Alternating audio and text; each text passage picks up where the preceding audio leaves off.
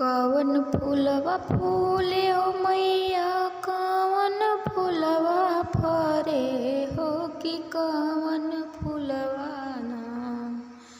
कवन फूलवा फूले हो मैया कवन फूलवा फरे हो कि कवन फूलवा ना। चढ़े देवी के मंदिरवा हो कि कवन फूलवा ना। चढ़े देवी के मंदिरवा हो कि कवन फूलवा ना। कवन फूलवा फूले हो मैया कवन फूलवा फरे हो कि कवन फूलवा ना। कवन फूलवा फूले हो मैया कवन फूलवा फरे हो कि कवन फूलवा ना। चढ़े देवी के मंदिरवा हो कि कवन फूलवा ना। चढ़े देवी के मंदिरवा हो कि कवन फूलवा ना। चढ़े देवी के मंदिरवा हो कि कवन फूलवा ना। बेला फूलवा फूले हो चमेली फूलवा फरे हो कि अड़हुल फूलवा ना।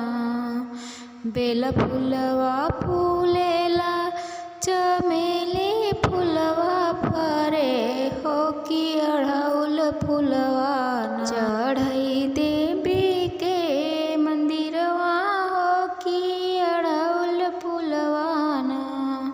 चढ़ई देवी के मंदिरवा हो कि अड़हुल फूलवा ना। कवन तिरिया जागई हो कवन तिरिया सोई हो कि कवन तिरिया ना। कवन तिरिया जागई हो कि कवन तिरिया सोई हो कि कवन तिरिया ना। कवन तिरिया जागई हो मैया कवन तिरिया सोई हो कि कवन तिरिया ना।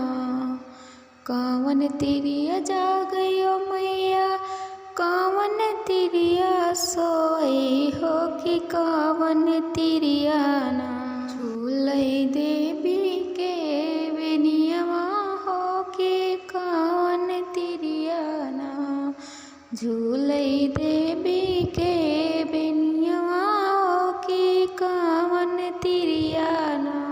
पूत तिरिया सोई हो सोहागिन तिरिया जागई हो कि बाजिया ना।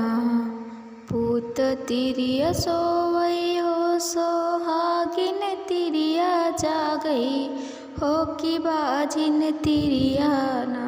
झूलई मैया